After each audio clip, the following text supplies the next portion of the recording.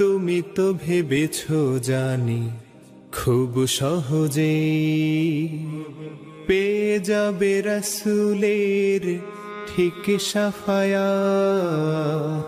ঈমানের দাবি নিয়ে কাল আখিরায় পেয়ে যাবে সুবিশাল তুমি জান্নাত। আল্লাহ সুবহানাহু ওয়া তাআলা কোরআনে হাকিমের বিভিন্ন জায়গায় আল্লাহর ঈমানদার বান্দাদের মধ্য থেকে বিভিন্ন শ্রেণীর মানুষের কথা উল্লেখ করে আল্লাহ ঘোষণা দিয়েছেন আল্লাহ তাদেরকে ভালোবাসেন। আজ আমরা এমন 8 সৌভাগ্যবান মানুষের কথা শুনব, যেই সৌভাগ্যবান মানুষগুলোকে আল্লাহ তাআলা ভালোবাসেন বলে কোরআনে জানিয়ে দিয়েছেন, ঘোষণা দিয়ে দিয়েছেন। এবং আমরা প্রতিটি পয়েন্ট যখন শুনব চেষ্টা করব ওই পয়েন্টটি আমার মধ্যে যেন চলে আসে, আমি যেন সে 8 শ্রেণীর 8 প্রকার গুণ যেন আমার মধ্যে চলে আসে, 8 শ্রেণীর মধ্যে যেন আমি পড়ে যাই, সে চেষ্টা আমরা করব। আল্লাহ তাআলা আমাকে, আপনাকে, আমাদের সবাইকে আল্লাহর প্রিয় পাত্র, আল্লাহর ভালোবাসার বান্দা হওয়ার তৌফিক নসিব করুন। ভাইরা আমার, যেখানে আল্লাহকে ভালোবাসাটাই বিরাট গৌরবের ব্যাপার, সেখানে স্বয়ং আল্লাহ ভালোবাসবেন, কত বিশাল ব্যাপার। আমরা যে 8 শ্রেণী মানুষের কথা বলবো, এগুলো আমরা বিভিন্ন সময় বিভিন্ন বক্তব্যে, বিভিন্ন কোরআনের আয়াতে, বিভিন্ন হাদিসে আমরা শুনেছি, পড়েছি, কিন্তু হয়তো এইভাবে রিয়ালাইজ করার সুযোগ অনেকের হয়নি যে আল্লাহ রাব্বুল আলামিন এই বিশেষ গুণ, বিশেষ বৈশিষ্ট্যধারী মানুষদেরকে ভালোবাসেন।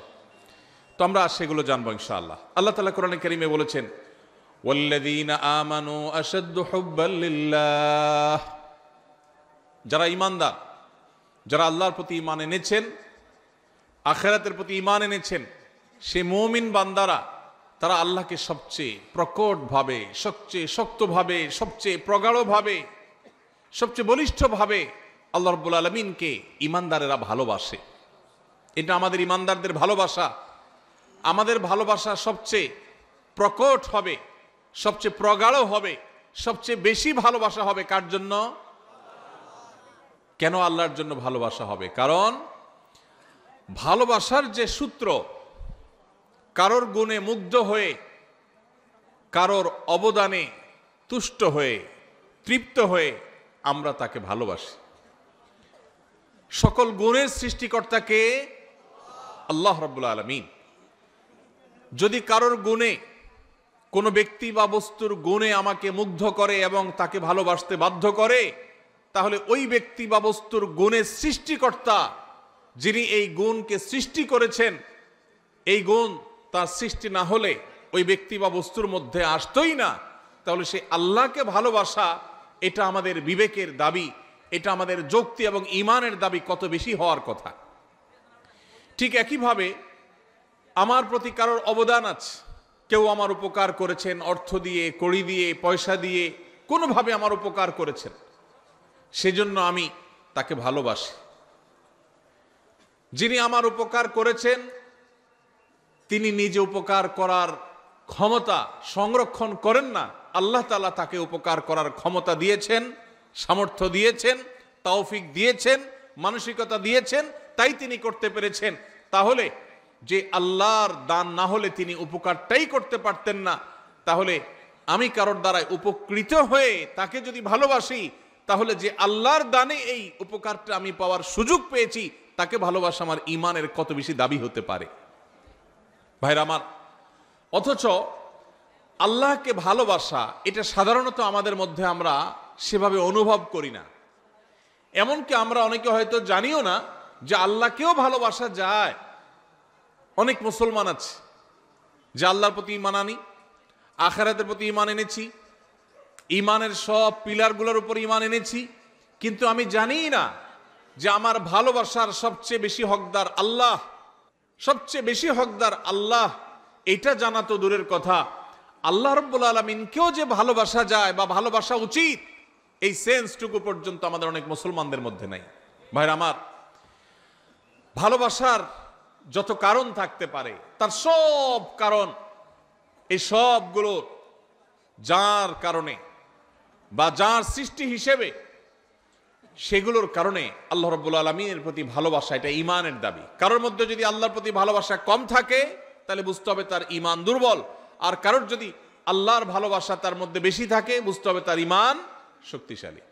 আল্লাহর প্রতি আমাদের ভালোবাসা আছে কিনা এটা বোঝার উপায় কি, বা এটা সৃষ্টি করার উপায় কি, সে বিষয়ে আলোচনা করা আজকে আমাদের উদ্দেশ্য না, সেটা ভিন্ন টপিক।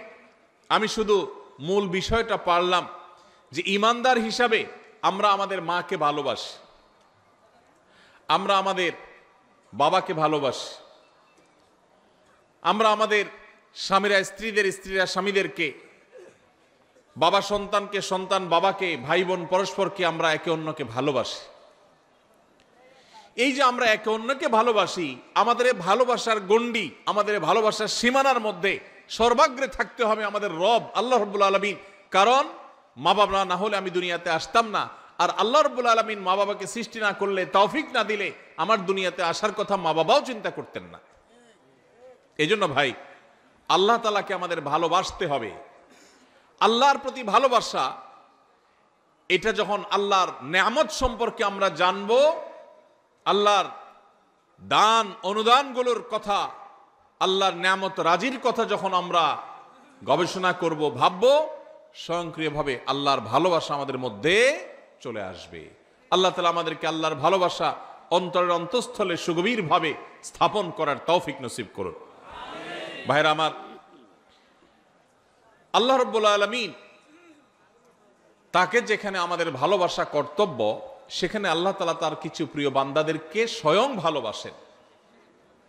আপনার সাথে কোনো পাওয়ারফুল ব্যক্তির সাথে পরিচয় আছে, এটাই যেখানে আপনার জন্য গৌরবের ব্যাপার, সেখানে সে পাওয়ারফুল ব্যক্তি যদি আপনাকে ভালোবাসেন, আপনাকে পছন্দ করেন, স্নেহ করেন, তাহলে সেটা আপনার জন্য কত বড় গৌরবের ব্যাপার হতে পারে। আমরা কোনো প্রভাবশালী ব্যক্তির সাথে আমাদের সম্পর্ক থাকলে, পরিচয় থাকলে আমরা গল্প দিতে পছন্দ করি, ঠিক না ঠিক? আছে না নাই? অমুক খালাতো ভাই, অমুক তালতো ভাই, অমুক ব্যয়, এসব গল্প দিতে আমাদের ভালো লাগে, কারণ লোকটা অনেক প্রভাবশালী। আর যদি স্বয়ং ওই লোকটাই বলে যে আমি অমুককে ভালোবাসি, আমার খুব পছন্দের, তাকে আমি অনেক লাইক করি, তাহলে এটা কত বড় গৌরবের বিষয় হতে পারে। আল্লাহ রাব্বুল আলামিন কোরআনে হাকিমে এইরকম ভালোবাসার, আল্লাহর পছন্দের মানুষগুলোর কথা বলেছে। আল্লাহর পছন্দের মানুষের তালিকায় আসার জন্য সর্বাগ্রে যে বিষয়টি থাকতে হবে তা হলো ঈমান। ঈমান না থাকলে কখনো আল্লাহর প্রিয় পাত্র হওয়ার সুযোগ নেই। ঈমানদারদের মধ্যে যে ৮ শ্রেণী মানুষকে আল্লাহ তাআলা ভালোবাসেন বলে কোরআনে জানিয়েছেন, তার মধ্যে থেকে সর্বপ্রথম এবং প্রধান শ্রেণী হলেন ওই মানুষগুলো যারা মুহসিন। যারা কি? মুহসিন।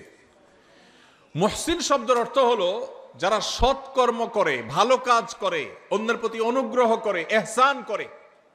খুঁটে খুঁটে কোথায় ভালো কাজ আছে সে সেখানে চলে যায়, কোন কাজটা ভালো সে সেই কাজটা করে, কারোর প্রতি অনুগ্রহ করার সুযোগ আসলে সে সেই সুযোগ হাতছাড়া করে না। এই লোকটাকে বলে মুহসিন। আল্লাহ রাব্বুল আলামিন কোরআনে হাকিমের অন্তত 4 জায়গায় এই একই কথা আল্লাহ তাআলা তাঁর ভাষায় তিনি ব্যক্ত করেছেন, প্রকাশ করেছেন। সূরা বাকারা 165 নম্বর আয়াত, সূরা আলে ইমরান 134 নম্বর আয়াত, একইভাবে সূরা আলে ইমরান 148 নম্বর আয়াত, সূরা মায়েদা 93 নম্বর আয়াত। এই 4 জায়গায় আল্লাহ রাব্বুল আলামিন একই কথা বলেছেন। সূরা বাকারা আল্লাহ বলেছেন, ওয়া আহসিনু ইন্নাল্লাহা ইউহিব্বুল মুহসিনিন। ঈমানদারদেরকে আল্লাহ তাআলা নির্দেশ করে বলছেন, তোমরা ভালো কাজ করো, কারণ ভালো কাজ যারা করে, নেকামল যারা করে, সওয়াবের কাজ যারা করে, এই মানুষগুলোকে আল্লাহ তাআলা ভালোবাসেন। সুবহানাল্লাহ। নেকামলকারীদেরকে আল্লাহ তাআলা ভালোবাসেন। ইহসানকারী, যে অন্যের প্রতি অনুগ্রহ করে, মানুষ তো মানুষ, পশু পাখির প্রতিও ইহসান করে, অনুগ্রহ করে, উপকার করে, মানুষের কল্যাণ পৌঁছায়, মানুষের একটা কাজ করে দেয়, পারলে একজনের সহযোগিতা করে দেয়, এই ইহসানকারী মানুষগুলোকে আল্লাহ তাআলা ভালোবাসেন। এই ভালোবাসার কথা আল্লাহ এক জায়গায় না, অন্তত একই কথা 4 জায়গায় আল্লাহ তাআলা রিপিট করেছেন, ওয়াল্লাহু ইউহিব্বুল মুহসিনিন। আল্লাহ রাব্বুল আলামিন ইহসানকারীদেরকে সৎকর্ম সম্পাদনকারীদেরকে, ভালো কাজ খুঁটে খুঁটে যারা করে সেই মানুষদেরকে, আল্লাহ তাআলার বান্দা, এমনকি আল্লাহর যে কোনো সৃষ্টির প্রতি যারা অনুগ্রহ করে, যাদের মনের মধ্যে মায়া আছে, যারা শক্ত হৃদয়ের না, যারা মানুষের প্রতি অবিচার করে না, জুলুম করে না, পারলে অনুগ্রহ করে, মায়া করে, দয়া করে, ভালোবাসে। মানুষ তো মানুষ, আপন তো আপন, এমনকি শত্রুর প্রতিও সে অবিচার করে না, পারলে অনুগ্রহ করে। এই মানুষগুলোকে আল্লাহ তাআলা ভালোবাসেন। ভাইরা আমার, তাহলে আমরা আল্লাহর ভালোবাসার মানুষগুলোর প্রথম শ্রেণীর সাথে পরিচিত ইতোমধ্যে হয়ে গেলাম। তারা হলো যারা খুঁজে খুঁজে সব নেকামল ভালো কাজগুলো করে, বিশেষ করে আল্লাহর সৃষ্টি একটি একটি করে খুঁজে সবার সাথে অনুগ্রহ করে, মায়া করে, দয়া করে, ইহসান করে। আমরা সেই কাতারে শামিল হওয়ার চেষ্টা করব তো ইনশাআল্লাহ। হে আরশে আজিমের মালিক, আপনি আমাদের সবাইকে মুহসিনদের কাতারে, আপনি যাদেরকে ভালোবাসেন বলে কোরআনে ঘোষণা দিয়েছেন, আল্লাহ আমরা যেন সেই মানুষদের কাতারে শামিল হতে পারি, সেই তৌফিক নসিব করেন। আজকের এই মাহফিল থেকে আমরা ভাই নিয়ত করে নেই, যখনই কোনো ভালো কথা শুনবো সবার আগে আমল করব। যখনই কোনো ভালো কথা জানবো সবার আগে সেটা বাস্তবায়ন করব। যখনই কারোর প্রতি উপকার করার, ইহসান করার, কারোর কল্যাণ পৌঁছানোর, কারোর সেবা করার, কারোর একটু সহযোগিতা করার সুযোগ পাবো, সবার আগে সেটা আমি ধরবো, হাতছাড়া করব না, চেষ্টা করবো তো ইনশাআল্লাহ। স্বার্থপরতার এই যুগে, স্বার্থান্ধের এই যুগে প্রত্যেকটা মানুষ নিজের স্বার্থ নিয়ে ভাবে, কারোর উপকারের কথা সাধারণত চিন্তা করে না। এমন স্বার্থান্ধ হয়ে গেছি আমরা আজ, এখন প্রবাদী হয়ে গেছে, আগে বাঁচলে বাপের নাম, নিজে বাঁচলে বাপের নাম। নিকৃষ্টতম একটা প্রবাদ আমাদের বাংলা ভাষায় প্রচলিত, নিকৃষ্টতম প্রবাদ, নিজে বাঁচলে বাপের নাম। এটা সেলফিশদের প্রবাদ, এটা কোনো মুসলমানের প্রবাদ নয়, এটা কোনো ভালো মানুষের প্রবাদ হতে। নিজে বাঁচলে অর্থাৎ আমারটা ঠিক থাকলে 16 আনা, তারপরে এবার বাপের চিন্তা করব, অন্যের চিন্তা করব। এটা কি ভালো মানুষের কথা না স্বার্থপরের কথা? আমরা সেই সাহাবীদের রুহানি সন্তান, আমরা সেই নবীর উম্মত, যেই নবী নিজের চিন্তা পরে করতেন, মানুষের চিন্তা আগে করতেন। আমরা কি নিজের চিন্তা আগে করব না মানুষের চিন্তা আগে করব? যে বলে নিজে আগে বাঁচলে বাপের নাম, নিজে বাঁচলে বাপের নাম, তার এই কথার মধ্য দিয়ে সে মূলত তার স্বার্থপরতার কথার বার্তা দিয়েছে, ইঙ্গিত দিয়েছে। একজন মুসলমান তিনি তার জীবন বিপন্ন করে হলেও, তার জীবন বাজি রেখে হলেও আগে তার বাপকে বাঁচানোর চেষ্টা করবে, ঠিক না ঠিক? আপনার জীবন আপনার বাপের জীবন, দুইটার যে কোনো একটা টিকবে আপনি যদি এটা জানেন। আপনি আপনার মা, দুজনের যে কোনো একজন বাঁচতে পারবেন যদি আপনি জানেন। আপনি যদি নিজেরটা বাঁচানোর চিন্তা করেন, মারটার বাঁচানোর চিন্তা না করেন, আপনি কি সুসন্তান না কুসন্তান? তাহলে বোঝা গেল স্বার্থপর এটা কখনো ভালো মানুষের চরিত্র নয়। একজন ভালো মানুষের চরিত্র হলো তিনি কিভাবে অন্যের উপকার করবেন। আল্লাহ রাব্বুল আলামিন কোরআনে কারিমে এই অন্যের প্রতি অনুগ্রহকারী মানুষদের প্রশংসা করেছেন বিভিন্ন জায়গায়। ওয়ায়ুসিরুনা আলা আনফুসিহিম ওয়ালাউ কানা বিহিম খাসাসা। আল্লাহ রাব্বুল আলামিন সাহাবীদের প্রশংসা করে বলেছেন তারা অন্যকে অগ্রাধিকার দেয়, নিজের উপরে অন্যকে অগ্রাধিকার দেয়। নিজের শত কষ্ট, শত প্রয়োজন থাকা সত্ত্বেও আরেক ভাইয়ের প্রয়োজন থাক, আমি নিলাম না, আমার ভাইকে দিলাম। ভাইরা আমার, নামাজি মুসলমান বহু পাবেন, কম হোক বেশি হোক সব এলাকায় পাবেন। রোজাদার মুসলমানও পাবেন। ওয়াজ মাহফিলে এসে ঘন্টাকে ঘন্টা বসে বসে ওয়াজ শোনার মতো মুসলমানও পাবেন। কিন্তু এই মুহসিন মুসলমান ঘরে ঘরে প্রত্যেকটা জায়গায় জায়গায় আপনি খুঁজে পাবেন না। এই জন্য আজকের এই মাহফিল থেকে আমরা মুহসিন মুসলমান হওয়ার প্রতিজ্ঞা করে, নিয়ত করে তারপর যাব ইনশাআল্লাহ। আল্লাহ আপনি আপনার বান্দা আমাদেরকে আপনার মুহসিন বান্দাদের কাতারে শামিল হওয়ার, গণ্য হওয়ার, তাদের অন্তর্ভুক্ত হওয়ার তৌফিক আপনি নসিব করেন। ভাইরা আমার, নিজের চিন্তা যারা শুধু করে, যারা স্বার্থপর হয়, তারা সুখী হয়, আর যারা অন্যের চিন্তা বেশি করে নিজের চাইতে, এরা ডাবল সুখী হয়। কিভাবে ডাবল সুখী? আপনি শুধু নিজের চিন্তা করলে আপনি সুখী হবেন, ঠিক আছে। আপনি যদি নিজের চিন্তা বাদ দিয়ে বা নিজের চিন্তাকে অগ্রাধিকার না দিয়ে আরেকজনকে আপনি অগ্রসর করে দেন, আরেকজনের চিন্তা করেন যে আমি একটু কষ্ট করি, আরেকজনকে সুযোগ দিই, এইটা যদি আপনি চিন্তা করেন, মানুষের মুখে হাসি ফুটানোর যে আনন্দ, মানুষের উপকার করার যে আনন্দ, এই আনন্দ নিজে ভোগ করার মধ্যে কখনো নিহিত নেই। আমাদের এই প্রিয় স্বদেশ, এই প্রিয় বাংলাদেশকে যদি আমাদের গড়ে তুলতে হয় সত্যিকারের স্বপ্নের বাংলাদেশ হিসাবে, তাহলে আমাদের প্রত্যেককে এই মহসিনদের কাতারে সামিল হতে হবে। স্বার্থপর মানুষ দিয়ে একটা সুন্দর দেশ কখনো গড়া যেতে পারে। আল্লাহ তাআলা আমাদের সবাইকে আমাদের নিজের স্বার্থের চাইতে আমাদের অন্য যে কোনো ভাই, যে কোনো মানুষ, যে কোনো মুসলমান, আল্লাহ যে কোনো সৃষ্টিকে অগ্রাধিকার দেওয়ার, অন্যের প্রতি অনুগ্রহ করার, খুঁটে খুঁটে খুঁজে খুঁজে মানুষ উপকার করার তৌফিক আল্লাহ তাআলা আমাদের সবাইকে দান করুন। ভাইরা আমার, ইহসান এর সংজ্ঞা বা এর পরিচয় শুরুতেই বলেছিলাম যে ইহসান হলো আপনি মানুষ উপকার করলেন, ইহসান হলো যে কোনো নেকামল করলেন, নামাজ পড়লেন, এটা ইহসান, রোজা রাখলেন, এটা ইহসান। আর ইহসানের সর্বোচ্চ স্তর কি? নবী করিম সাল্লাল্লাহু আলাইহি সাল্লাম হাদিসে জিবরিল, ঐতিহাসিক হাদিস, যে হাদিসে জিবরিল আলাইহিস সালামের মাধ্যমে আমাদেরকে দ্বীন শেখানো হয়েছে, সেই হাদিসে নবী করিম সাল্লাল্লাহু আলাইহি ওয়াসাল্লাম শিক্ষা দিয়েছেন কি?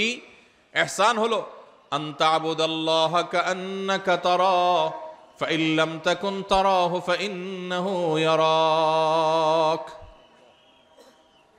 আপনি যখন ইবাদত করবেন, নামাজ পড়বেন, আপনার স্মরণ আসবে যে আমি নামাজে দাঁড়িয়েছি, আমি আল্লাহকে দেখছি, আল্লাহকে দেখছি, এই কথা মনে করে নামাজে দাঁড়াবেন। আর যদি এই কথা মনে করতে না পারেন, এতদূর শক্তিশালী ইমানদার না হন, তো কমপক্ষে এইটা ভাববেন যে আল্লাহ তাআলার অবজারভেশনে আমি আছি, আল্লাহ আমার দিকে তাকিয়ে আছে। ভাইরা আমার, আপনি কোথাও ডিউটি করেন কোনো কোম্পানির, কোম্পানির মালিক পেছনে দাঁড়ানো আছে, অন দ্য স্পট আপনি ডিউটি করছেন। আপনি যদি জানতে পারেন, আঁচ করেন, অনুভব করেন যে মালিক সাহেব পেছনে দাঁড়ানো আছে বা মনিটর করছেন আপনাকে, তাহলে আপনার কাজের সিরিয়াসনেস একটু হলেও বেশি হবে কি হবে না? আপনি একটু নড়ে চড়ে বসবেন কি বসবেন না? ভাইরা আমার, ঠিক একইভাবে আমরা যখন ইবাদত বন্দেগী করব, যে কোনো ভালো কাজ করব, আমরা চিন্তা করব আমাদেরকে কে দেখছেন? আল্লাহ দেখছেন। আল্লাহ রাব্বুল আলামিন সবকিছু দেখেন, কোনো কিছুই তার কাছে গোপনীয় থাকে না। বিধায় ওই মানসিকতা নিয়ে যদি ইবাদত করতে পারেন, এটা হলো ইহসানের সর্বোচ্চ স্তর, সর্বোচ্চ লেয়ার। আপনি মুহসিনদের মধ্যে সবচেয়ে আপার ক্লাসের মুহসিন হতে পারবেন যদি আপনার সমস্ত ইবাদত করার সময় আল্লাহর কথা স্মরণ হয়। আপনি যখন নামাজে দাঁড়িয়ে সূরা পড়ছেন, আপনার মনে হচ্ছে আল্লাহ আমাকে দেখছেন। এই যে ওয়াজ মাহফিলে বসে আপনি কোরআন এবং হাদিসের কথা শুনছেন, একটি ভালো কাজে এসেছেন, এখনো আপনার মনে হবে যে আমার আল্লাহ দেখছেন যে বান্দা আমার কোরআন হাদিসের কথা শুনছেন। অতএব আমার মনের মধ্যে যেন বাজে চিন্তা না আসে, আমার নিয়তের মধ্যে যেন ভেজাল না ঢুকে, আমি যেন ভুল কিছু না করি। আল্লাহ তাআলা আমাদের সবাইকে এইভাবে আমাদের সমস্ত আমলগুলোকে ইহসানের সর্বোচ্চ স্তর দিয়ে সাজিয়ে মুহসিনদের সবচেয়ে আপার ক্লাসে পৌঁছার তৌফিক নসিব করুন। তাহলে প্রথম প্রকার মানুষ পেয়ে গেলাম যাদেরকে আল্লাহ রাব্বুল আলামিন ভালোবাসেন, তারা হলেন মুহসিন। আল্লাহ রাব্বুল আলামিনের নির্দেশ পালন করতে গিয়ে সকল ভালো কাজে তাদেরকে পাবেন। সব সমাজে এরকম কিছু মানুষ কম হোক বেশি হোক পাবেন, যে খুঁজে খুঁজে দেখবেন যে সব ভালো কাজ করে। মসজিদে সবার আগে, বন্যা হয়েছে ত্রাণ নিয়ে সবার আগে, কেউ বিপদে পড়ছে সবার আগে, রমজানের রোজা সবার আগে, তারাবিতে সবার আগে, যে কোনো ভালো কাজে সবার আগে পাবেন। এরকম মুহসিন মানুষদের মধ্যে আমরা শামিল হতে চাইব। আল্লাহ আমাদের সবাইকে তৌফিক নসিব করুন। নাম্বার 2, দ্বিতীয় যে শ্রেণীর মানুষকে আল্লাহ তাআলা ভালোবাসেন বলে ঘোষণা দিয়েছেন কোরআনে, এক জায়গায় নয়, একাধিক জায়গায়, অন্তত 3 জায়গায় আল্লাহ তাআলা একই কথার ঘোষণা দিয়েছেন। সেই মানুষগুলো হলেন মুত্তাকিরা। কারা? মুত্তাকিগণ। মুত্তাকিদেরকে আল্লাহ রাব্বুল আলামিন ভালোবাসেন বলে আল্লাহ তাআলা জানিয়ে দিয়েছেন। তাহলে আমরা মুহসিন হওয়ার চেষ্টা করব, আবার একাধারে মুত্তাকি হওয়ারও চেষ্টা করব ইনশাআল্লাহ। মুহসিনের পরিচয় তো আমরা জানলাম, মুত্তাকি কাকে বলে ভাই?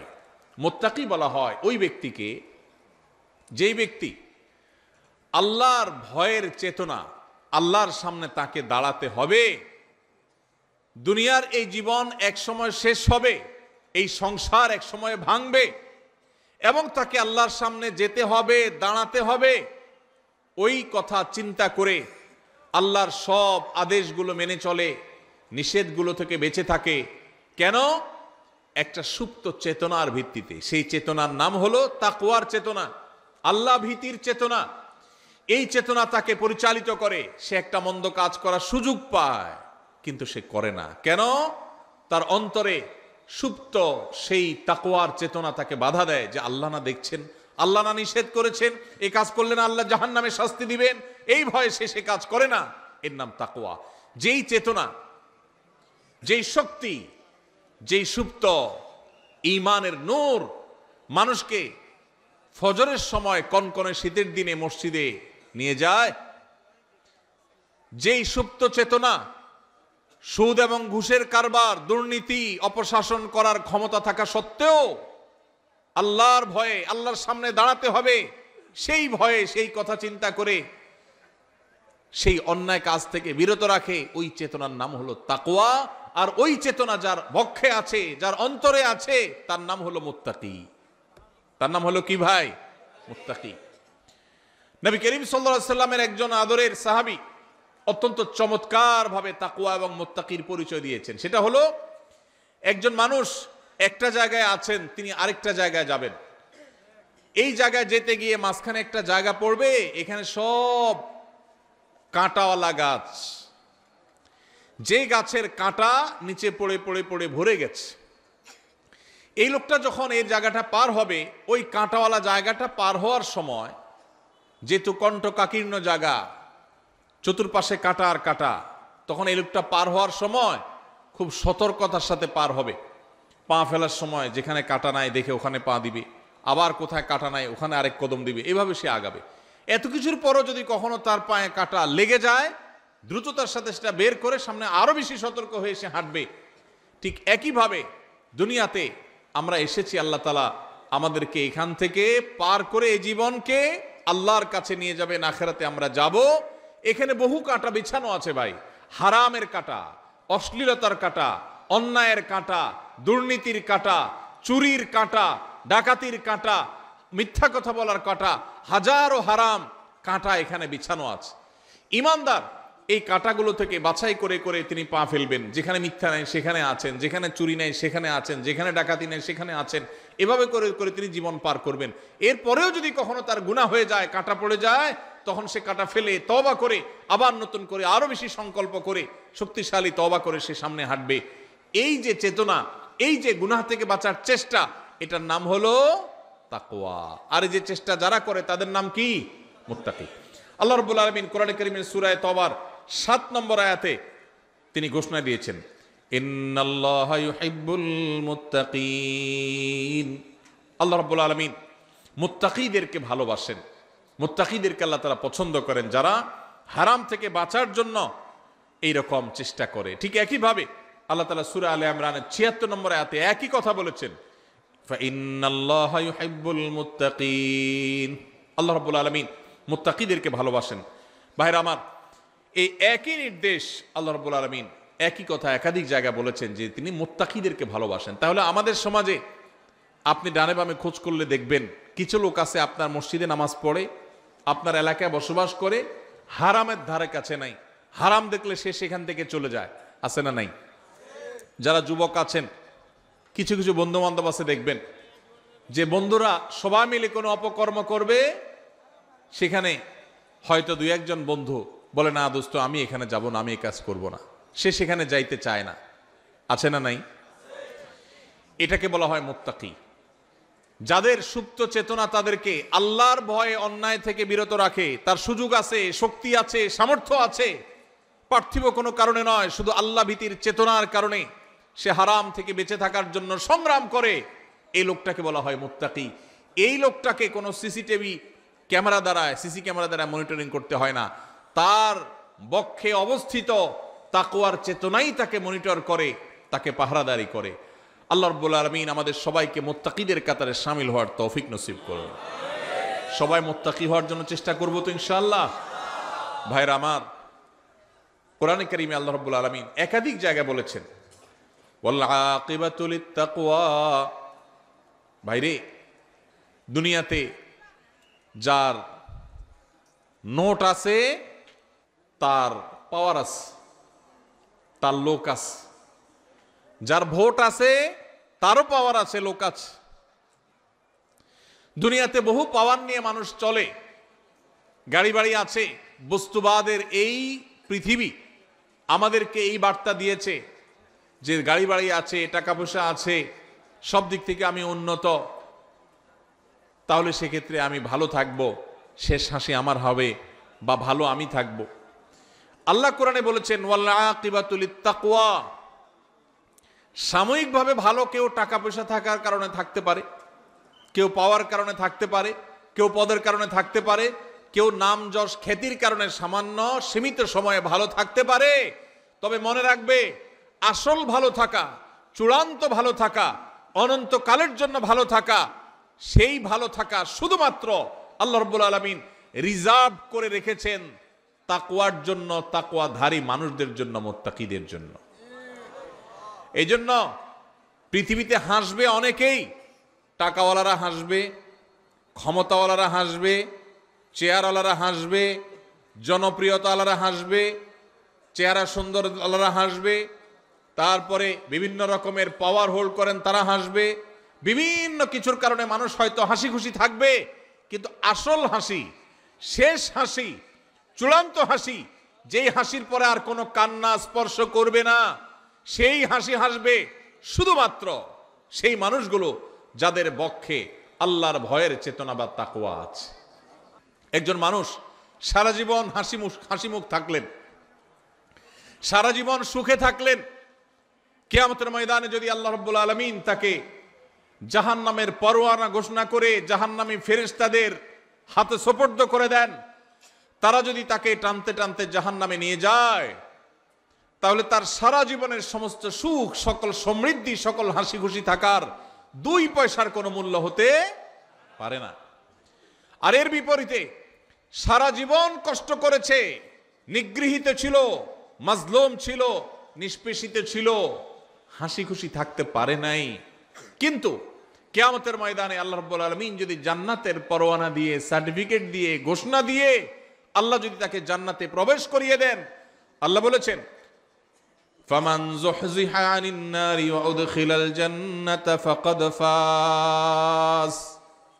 যে ব্যক্তিকে জাহান্নাম থেকে দূরে সরানো হবে আর জান্নাতে প্রবেশ করানো হবে, এই ব্যক্তি সফল, এই ব্যক্তি সাকসেস। এই সাকসেস আর কখনো ব্যর্থতায় পর্যবসিত হবে না, এই সফলতা কখনো হারিয়ে যাবে না। পৃথিবীর সকল সফলতা একসময় হারিয়ে যায়, ক্ষমতা হারানোর ভয় আছে না নাই? আছে না নাই? না ক্ষমতা চিরকাল থাকে? হাতের কাছে আমাদের দৃষ্টান্ত দেখার সুযোগ হয়েছে না হয় নাই? নিজের চোখের সামনে এরকম জাজ্জল্যমান উদাহরণ দেখার পরও যদি ঈমান না জাগে, আর কখন জাগবে? ভাইরা আমার, টাকার জৌলস চিরকাল থাকে না শেষ হতে পারে? আমির ফকির হতে দেরি হয়? আল্লাহ চাইলে মুহূর্তের ভিতরে ফকির হয়। দুনিয়াতে মানুষ যত সফলই হোক, যত সাকসেসই হোক, যত সুখী হোক, একসময় সে সুখ চলে যাওয়ার ভয় আছে। কিন্তু জান্নাতে যদি কেউ একবার প্রবেশ করে যায়, তো আর কখনো কোনো ব্যর্থতা তাকে স্পর্শ করবে। সেই শেষ হাসি সম্পর্কে আল্লাহ বলেছেন ওয়াল আকিবাতু লিত্তাকওয়া। মনে রাখবে, পৃথিবীতে কারোর খেতে ফসলটা ভালো হয়েছে, সে সুখী। কেউ কোনো পাওয়ার পেয়েছে, সে সুখে পেয়ে সুখী। কারোর অর্থকড়ি করতে পেরেছে, সে সুখী। কারোর ব্যবসা ভালো করেছে, সে সুখী। ভালো কথা, কিন্তু এই সুখগুলোর কোনোটাই স্থায়ী সুখ নয়, এগুলা ক্ষণস্থায়ী।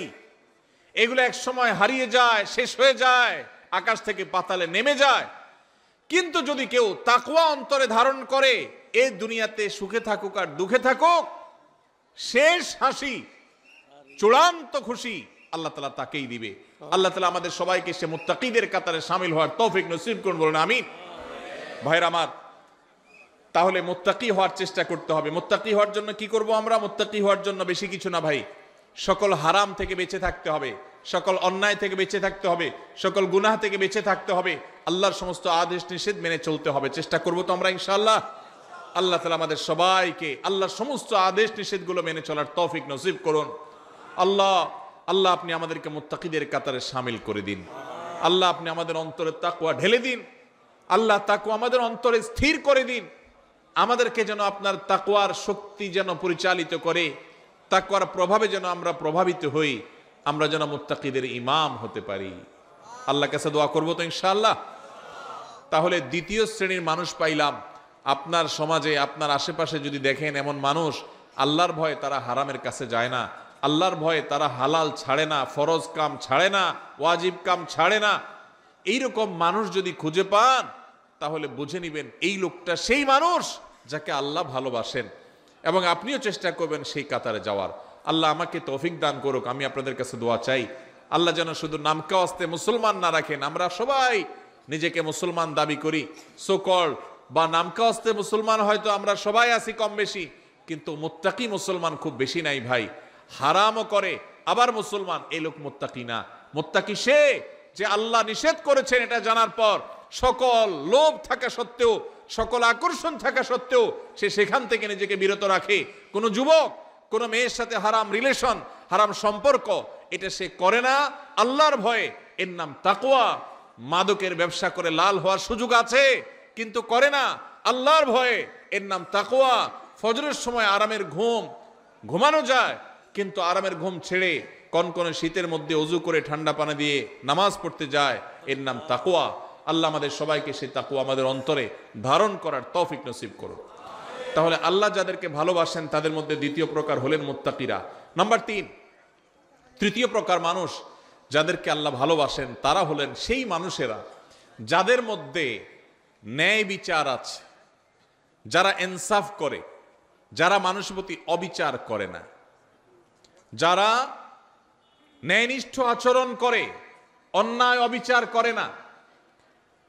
কোরআনে কারিমে যে 2-3টি নির্দেশ সবচেয়ে বেশি সংখ্যকবার আল্লাহ তাআলা দিয়েছেন, বারবার দিয়েছেন, বিভিন্ন জায়গায় দিয়েছেন, সেই কয়েকটা নির্দেশের মধ্য থেকে একটা হলো এই নির্দেশটা যেন একজন মানুষ তিনি যেন ইনসাফ করে চলেন, তার জীবনে যেন ন্যায় বিচার থাকে, তার মধ্যে যেন জুলুমের মানসিকতা না থাকে, অবিচার করার মানসিকতা যেন না থাকে। আপনারা হয়তো অনেকে বলবেন এটা আবার আমাদের সাথে খুব বেশি প্রাসঙ্গিক কিভাবে? যারা জাজ, যারা বিচারপতি, তারা তাদের ওই চেয়ারে বসে তারা ন্যায় বিচার করবেন কি করবেন না, বা যারা যখন শাসনভার যাদের দায়িত্বে থাকে, কাঁধে থাকে, ক্ষমতায় থাকে, তারা ন্যায় বিচার করবেন কি করবেন না এই প্রশ্ন আসতে পারে। আমরা সাধারণ মানুষ, আমাদের ন্যায় বিচার প্রশ্ন কোত্থেকে? অনেকে হয়তো এটা মনে করবেন। ভাইরা আমার, আমাদের প্রত্যেকটা মানুষের জীবনে ন্যায় বিচার করার প্রসঙ্গ আসে কিভাবে? আপনি যদি আপনার জীবনে কখনো একটা নির্দোষ মানুষকে দোষী বলেন, লোকটার আসলে কোনো দোষ নাই, কেউ একজন ফেসবুকে তার নামে একটা বদনাম উঠায় দিছে, আপনিও সেটা শেয়ার করে তার বদনামি করছেন, তাহলে এটা কি তার প্রতি সুবিচার হলো না অবিচার হলো? এই অবিচারটা আমাদের দ্বারা হয় কি হয় না? হয়। ঠিক একইভাবে আমাদের আশেপাশে অসংখ্যবার সকাল থেকে রাত পর্যন্ত আমরা দেখা যায় আমরা অবিচার করি, আমরা টেরও পাই না। আল্লাহ রাব্বুল আলামিন আমাদেরকে বারবার করে বলেছেন ঈমানদার কখনো অবিচারকারী হতে পারে না, ঈমানদার কখনো ন্যায় ভ্রষ্ট কাজ করতে পারে না, ঈমানদারকে ন্যায়সঙ্গত আচরণ করতে হয়, কখনো ন্যায় থেকে সে সরতে পারে না। আপনি দোকানদার মানুষ, আপনি মুদি দোকানদারি করেন, কাস্টমারকে দেশি মসুর ডাল দেওয়ার কথা বলে সাথে ইন্ডিয়ান মশারি মিশিয়ে দিলেন, এটা কি তার প্রতি সুবিচার করলেন না অবিচার করলেন? দাম নিলেন দেশি মশারির, দিলেন ইন্ডিয়ানটা মিশায়া। মশারি ইন্ডিয়ানটার দাম বেশি না দেশিটার দাম বেশি? যেটার দাম বেশি ওইটার টাকা নিলেন, আর কম দামাটার সাথে মিশিয়ে দিলেন, ন্যায় বিচার হলো না অবিচার হলো? তার যা হক সেটা দেয়া হয়েছে না নষ্ট করা হয়েছে? ভাইরা আমার, আপনি কাস্টমার, দোকানদার না। টাকা একটা ছিঁড়ে গেছে, টাকা ছিঁড়লে টাকার মান কমে না। বাংলাদেশ ব্যাংকের নিয়ম অনুযায়ী, দেশের প্রচলিত আইন অনুযায়ী কোনো টাকা ছিঁড়লে ওইটার মান কমে যায় না। কিন্তু যেভাবেই হোক আমাদের সমাজে কারোর কাছে ছেঁড়া টাকা থাকলে সে ওই টাকা চালাইতে খবর আছে, কারণ কেউ ছেঁড়া টাকা নিতে চায় না। এই জন্য আপনার কাছে কোনোভাবে একটা ছেঁড়া টাকা চলে আসছে, আপনি ছেঁড়া অংশকে লুকায়া দোকানদারকে এমনভাবে দিয়ে দিচ্ছেন ব্যস্ততার মধ্যে বেটা ক্যাশে রেখে দিস। সুবিচার হলো নাকি অবিচার হলো? দোকানদার আপনাকে জিনিসটা দিছে ভালো, আপনি টাকাটা দিছেন এমন টাকা যে টাকা নিয়ে তার ভেজালে পড়া লাগবে, তাহলে কি সুবিচার হয়েছে না অবিচার হয়েছে? একজন মানুষ, তিনি এখানে নাই, তিনি এখন বাজারে গেছেন, আরেকজনের সাথে বসে তার ব্যাপারে আপনি বদনামি করলেন, তার প্রতি সুবিচার হলো না অবিচার হলো? এগুলো দূরবর্তী অবিচার। আমরা যদি একেবারে প্রাসঙ্গিক, একেবারে সবচেয়ে নিকটবর্তী যে সুবিচার অবিচারের বিষয়টা সেটাও দেখি, তো আমরা দেখব যে আমরা ওই যে আমি শুরুতে যে প্রবাদের কাছে কথা বলছিলাম, আমরা নিজের বেলায় 16 আনা, অন্যের বেলায় 1 আনাও, এটা কি সুবিচার না অবিচার? এই সমাজে বেশিরভাগ মানুষ দেখবেন এত বেশি স্বার্থপর যে নিজেরটা 16 আনা বুঝে, আরেকজনেরটা 1 আনাও বুঝে না। এই লোকটার ভিতরে সুবিচার আছে না অবিচার আছে? আল্লাহ রাব্বুল আলামিন অবিচারকারী মানুষদের ভালোবাসেন না, আল্লাহ ভালোবাসেন সুবিচারকারী মানুষদের। ভাইরা আমার, আপনি রাস্তায় যাচ্ছেন, হঠাৎ করে দেখলেন একটা ভেজাল বাজছে, গন্ডগোল চলছে। কি গন্ডগোল? আপনার খুব ঘনিষ্ঠ এক বন্ধু বাইক নিয়ে যাচ্ছে, রিকশাওয়ালার সাথে কোনোভাবে অ্যাক্সিডেন্ট হয়ে গেছে, এখন এটা নিয়ে বাদানুবাদ ঝগড়া চলতেছে, কার দোষ কার গুণ।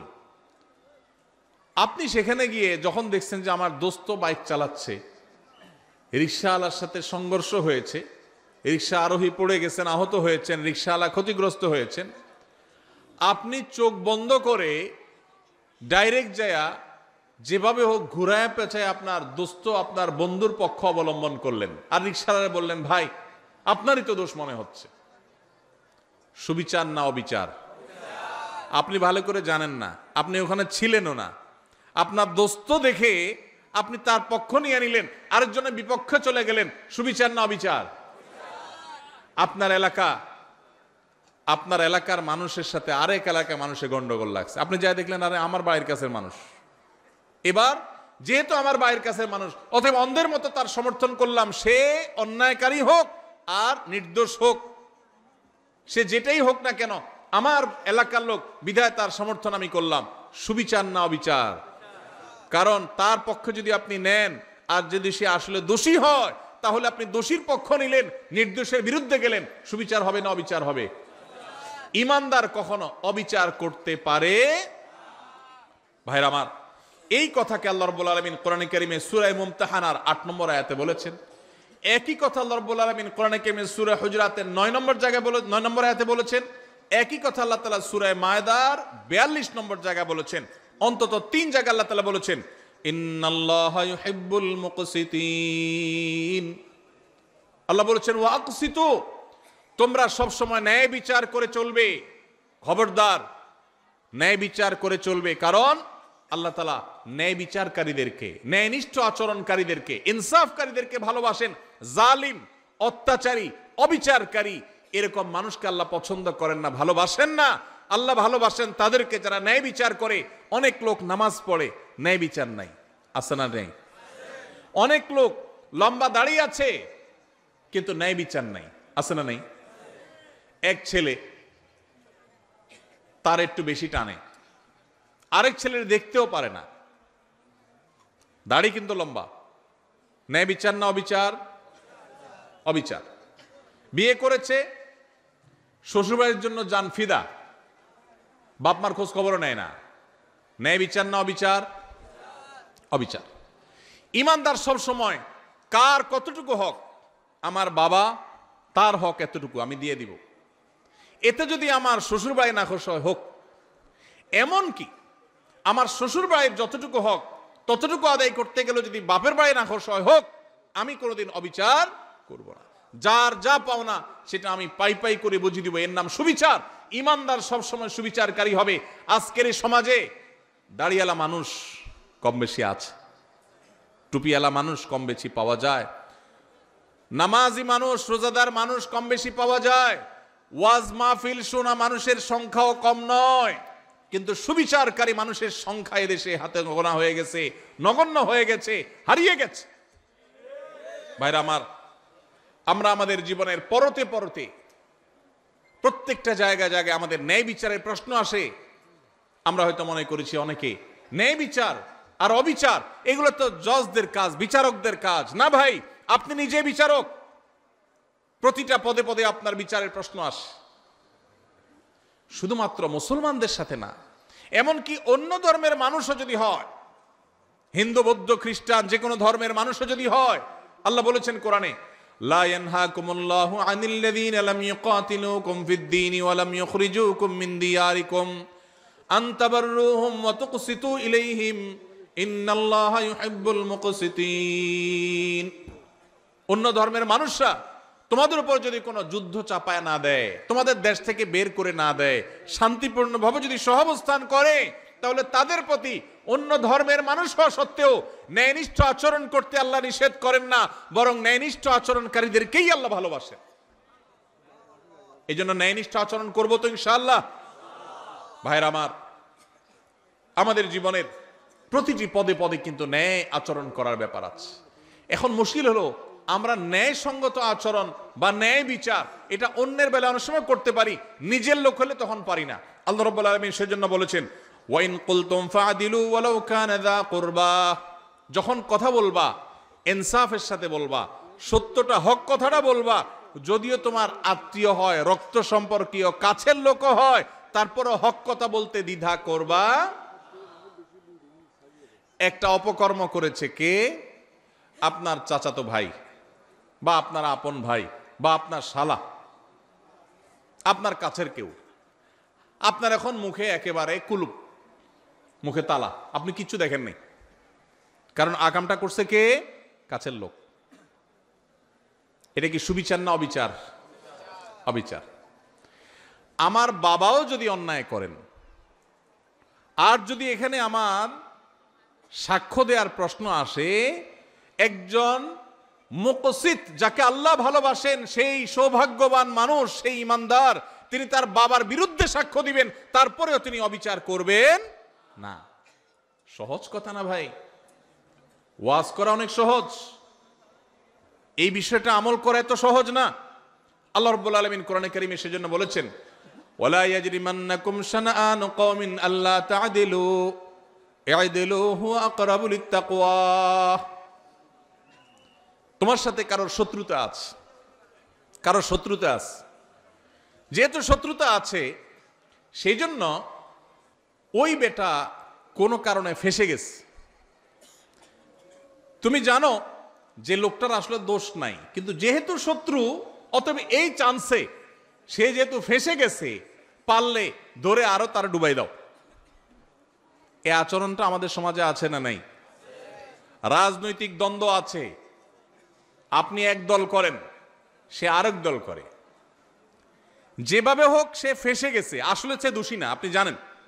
দোষী হলে তো ভিন্ন কথা, মনে করেন সে দোষী না, এটা আপনি জানেন, যেহেতু তার সাথে আপনার রাজনৈতিক দ্বন্দ্ব আছে এবং সে ফেসে গেছে, তার নামে একটা বদনাম উঠে গেছে, তাহলে এবার এই চান্সে আপনিও ঢোল পিটাইয়া তার বদনামে আরো বাড়ায় দিলেন। সুবিচার না অবিচার? আল্লাহ এই কথা বলেছেন, ওয়ালা ইয়াজরিমান্নাকুম শানাআনু কওমিন আল্লা তা'দিলু। খবরদার, কারোর সাথে তোমার শত্রুতা থাকতে পারে, ভিন্ন মত থাকতে পারে, ভিন্ন চিন্তা থাকতে পারে, মতবিরোধ থাকতে পারে, মতপার্থক্য থাকতে পারে, তোমার সাথে যত শত শত্রুতা থাকুক না কেন, শত্রুতার কারণে তার প্রতি জুলুম যেন না হয়। হক কথা শত্রুর পক্ষেও যদি যায়, সেটা বলতে তোমার দ্বিধা করা যাবে না। আর যদি হক কথা বলতে গিয়ে নিজের কাছের লোক বেজার হয়, সেটা বলতেও দ্বিধা করা যাবে না। কোনো অবস্থাতে অবিচার করা যাবে আল্লাহ রাব্বুল আলামিন সে মানুষদেরকে ভালোবাসেন যারা অবিচার করে না। ভাইরা আমার, এই ব্যাধিটা আমাদের সমাজে সবচেয়ে প্রকট আকার ধারণ করেছে। শহরে গ্রামে সর্বত্র আপনি দেখবেন যে মানুষটার সবই ভালো, কিন্তু তার বিবেক বিবেচনা অনুযায়ী সে কাজ করে না। তার চোখের সামনে একটা অঘটন ঘটেছে, সে দেখেছে, কিন্তু সে না দেখার ভান করে আছে। শুধুমাত্র পক্ষের লোক যদি হয় তো উল্টাপাল্টা হইলে ওইটাকে লেপসেপ দিয়ে ওইটাকে জোড়া তালে দিয়ে ভালো করার চেষ্টা, আর যদি বিরুদ্ধের লোক হয় তাহলে ভালো জিনিসটাকেও খোঁচায় খোঁচায় খারাপ করার চেষ্টা। আছে না নাই? এগুলো করে আপনি রাজনীতি করতে পারেন, এগুলো করে আপনি ব্যক্তি স্বার্থ উদ্ধার করতে পারেন। মনে রাখবেন, কিয়ামতের ময়দানে আল্লাহর আযাবকে আপনি এড়াতে পারবেন। এই জন্য যদি মুসলমান হতে হয়, যদি মুকসিত হতে হয়, যদি আল্লাহর প্রিয় বান্দা হতে হয়, তাহলে অবিচার ছাড়তে হবে, ন্যায় বিচার আনতে হবে নিজের জীবনে, নিজের চিন্তায়, নিজের আচরণে, নিজের কথায়, নিজের কাজে। আমার কথা দিয়ে কারো প্রতি যেন অবিচার না হয়। চেষ্টা করব তো ইনশাআল্লাহ, আমাদের মুখ দিয়ে, আমাদের জবান দিয়ে কারোর প্রতি কোনো অবিচার যেন না হয়, কোনো অবস্থাতেই না। আল্লাহ আমাকে, আপনাকে, আমাদের সবাইকে এই আমলটি করার মধ্য দিয়েও আল্লাহর প্রিয় বান্দা যাদেরকে স্বয়ং আল্লাহ ভালোবাসেন। যত সহজে বলে ফেলছি, বিষয়টা তো সহজ না। আরে ভাই, আল্লাহকে ভালোবাসাটাই তো অনেক বড় ব্যাপার, গৌরবের ব্যাপার যে আপনি আল্লাহকে ভালোবাসেন। রাষ্ট্রের সর্বোচ্চ চেয়ারে মানুষ, তার সাথে আপনার সম্পর্ক আছে, আসা যাওয়া আছে, এইটুকুই তো আপনার গৌরবের জন্য যথেষ্ট। আর সেখানে সেই লোক নিজে আপনাকে ভালোবাসেন, এটা যদি তিনি জানায় দেন যে আমি কক্সবাজার জেলার উখিয়ার অমুক গ্রামের অমুককে আমি ভালোবাসি, পছন্দ করি, সে আমার বন্ধু, বেস্ট ফ্রেন্ড, এটা যদি রাষ্ট্রের সর্বোচ্চ ব্যক্তি বলে, পাবলিকলি ডিক্লেয়ার করে, আপনার গর্বের কোনো শেষ থাকবে? সেখানে স্বয়ং আল্লাহ রাব্বুল আলামিন, কোন রাষ্ট্রের প্রধান না, এই সকল সৃষ্টি জগতের মহান সৃষ্টিকর্তা যিনি, তিনি নিজে ঘোষণা দিয়েছেন যাদের মধ্যে ইনসাফ আছে, যাদের মধ্যে ন্যায় বিচার আছে, যারা অন্যায় করে না, জুলুম করে না, নিজের প্রতিও না, শত্রুর প্রতিও না, অমুসলমানের প্রতিও না, কারোর প্রতি না, ন্যায় এবং ইনসাফের ক্ষেত্রে তারা এক চুলে দিক সেদিক হয় না। কে নাখোশ হলো আর কে খুশি হলো, তার দল থাকলো কি থাকলো না, তার পছন্দের লোকজন তাকে ভালোবাসলো কি বাসলো না, এসব দেখা দেখি নাই। সৎ এবং সত্য কথা সে ঠিকই বলে, ইনসাফ ঠিকই করে, জুলুম কারোর প্রতি করে না। এই মানুষকে স্বয়ং আরশের মালিক, স্বয়ং রাজাদিরাজ, সকল সৃষ্টি জগতের সৃষ্টিকর্তা মহান আল্লাহ রাব্বুল আলামিন স্বয়ং ভালোবাসেন। আল্লাহ তাআলা আমাদের সবাইকে সেই সৌভাগ্যবান মানুষদের কাতারে শামিল হওয়ার তৌফিক দান করুন। তাহলে তিনটা শ্রেণী পেয়ে গেলাম। প্রথম শ্রেণী ছিল কি? মুহসিন, যারা খুঁটে খুঁটে সব ভালো কাজগুলো করে, মানুষ উপকার করে, ইহসান করে। আর দ্বিতীয় হলেন মুত্তাকি, যাদের মধ্যে আল্লাহর ভয়ের চেতনা আছে, সেজন্য সে আল্লাহর ফরজ নির্দেশ ছাড়া থাকতে পারে না, আর আল্লাহর হারামের ধারে কাছেও যায় না। আর 3 নম্বর হলেন ইনসাফকারী, মুকসিত, যাদেরকে বলেছেন আল্লাহ। আল্লাহর ভাষা যারা মুকসিত, সে ইনসাফকারী, ন্যায় নিষ্ঠ আচরণকারী, কখনো অবিচার করে না, দোস্ত হোক আর যেই হোক। আল্লাহ তাআলা আমাদের সবাইকে এদের কাতারে শামিল হওয়ার তৌফিক দান করুন। নাম্বার 4 নম্বর হলো যারা তওবা করে। যারা কি করে ভাই? তওবা করে। আল্লাহু আকবার। আমাদের সবারই জীবনে ভুল ত্রুটি হয়, হয় কি হয় না বলেন? গুনাহমুক্ত কে কে আছেন এখানে? আছেন কেউ? সবারই আমাদের গুনাহ হয়। নবী সাল্লাল্লাহু আলাইহি ওয়াসাল্লাম এই কথাই বলেছেন, কুল্লু বনি আদম খাত্তা ওয়া খায়রুল খাত্তাইনা আত-তাওয়াবুন। সকল আদম সন্তানই কম বেশি অপরাধী, আমাদের সবারই কম বেশি দোষ আছে। কিছু লোক আছে সমাজে, দেখবেন সে কোনো দোষ খুঁজে পায় না। আছে না নাই? নিজের কোনো দোষ খুঁজে পায় না। বিপদ আপদ হলে বলে কি, আমার কেন এগুলো হলো, আমি বুঝলাম না, কি অন্যায়টা করলাম, আমি কি অন্যায় করছি, উনি খুঁজে পায় না। নিজের অন্যায় খুঁজে না পাওয়াটাই তো সবচেয়ে বড় অন্যায়, ঠিক না? ঠিক। মানুষ যার পরতে পরতে ভুল হয়, এটা ভুল হয়, ওইটা ভুল হয়, মানুষ, সে মানুষ যদি নিজের ভুলের কথাই সে আঁচ করতে না পারে, এটাই তো সবচেয়ে বড় অন্যায়। অনেক লোক আছে দেখবেন বিড়ি বা সিগারেটের ধোঁয়া ছাড়তে ছাড়তে বলে, ভাই জানেন আমার এই জীবনে আমি কোনোদিন কারোর কোনো ক্ষতি করিনি। ছাড়তেছে কিসের ধোঁয়া? সিগারেটের ধোঁয়া। উপকার করতেছে না ক্ষতি করতেছে? ধোঁয়া ছাড়তে ছাড়তে বলে, জানেন ভাই এই জীবনে কোনোদিন কারোর কোনো ক্ষতি করি নাই। স্টিল সে ক্ষতি করতেছে, কিন্তু তার সে খবর। তো অনেক লোক এমন আছেন যে নিজের পাপ অপরাধ খুঁজে পায় না, বলে যে এত বিপদ আমার কেন, কি অন্যায়টা করলাম আমি, কি অন্যায় করছে উনি। ভাইরা আমার, আমাদের অজান্তে কত ভুল হয় বলেন। ধরেন আপনি নামাজে দাঁড়াইছেন, ইবাদত করতেছেন, আপনার জামাটা হয়তো কোনো কারণে একটু গন্ধ হয়ে গেছে, আপনি জানেনও না, হতে পারে না কোন এক সাইডে কোনো গন্ধ কিছু লাগছে বা কিছু। আপনার পাশের মুসল্লির কষ্ট হচ্ছে, অন্যায় না ন্যায় এটা? আপনি হয়তো টেরো পান নাই, হইতে পারে কি পারে না বলেন? আপনি হয়তো বাজারে গেছেন, পাবলিক বাসে উঠছেন, খুব চাপাচাপি ভিড়ের মধ্যে উঠছেন, এই চাপের মধ্যে একটু জোর করে উঠতে গিয়া হয়তো কেউ কষ্ট পেয়েছে, আপনি টেরো পান নাই, হতে পারে কি পারে না? হতে পারে না এরকম?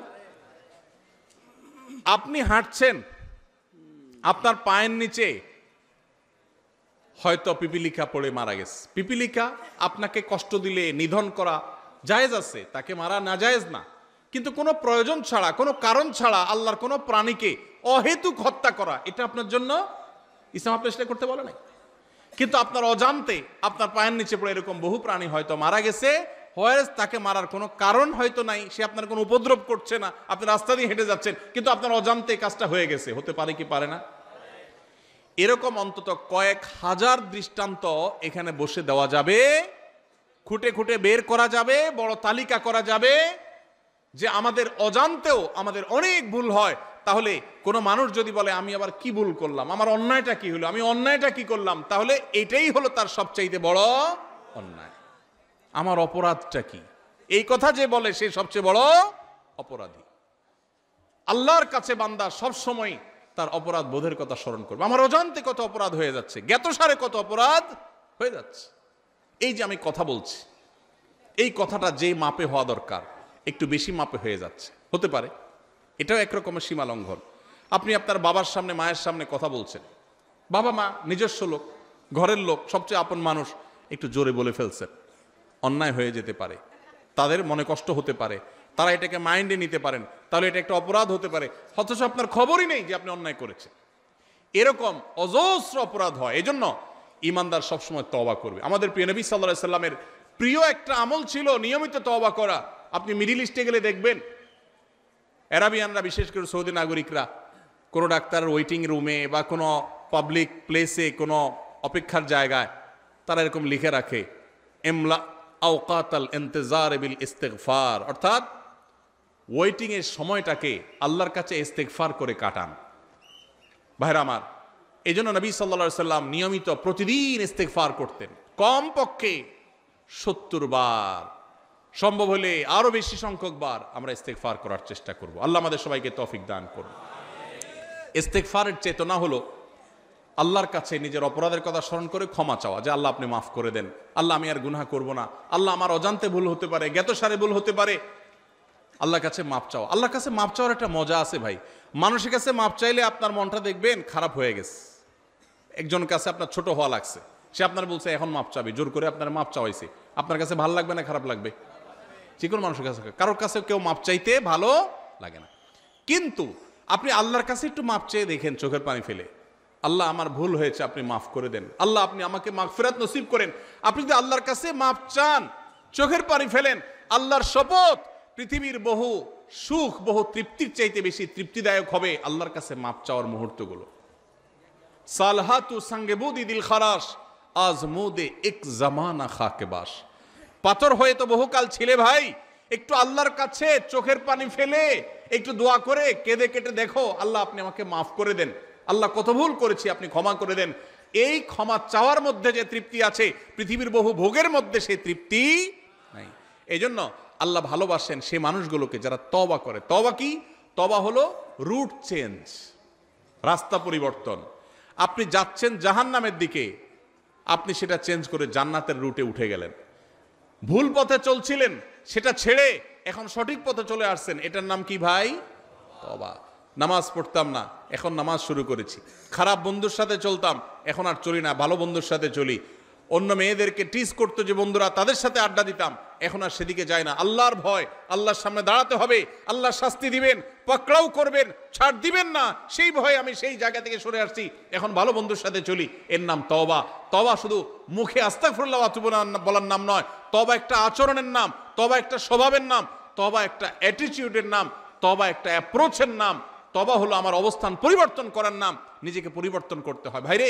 জীবনে একটা সময় পরিবর্তন করা লাগে।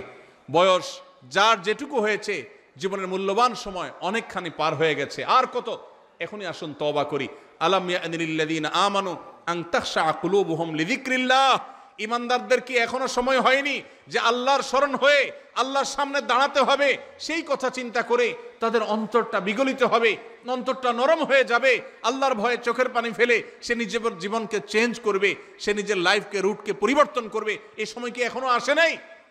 ভাইরা আমার, এই জন্য তওবা করতে হয়, কোনো একটা সময় এসে নিজেকে পরিবর্তন করতে হয়।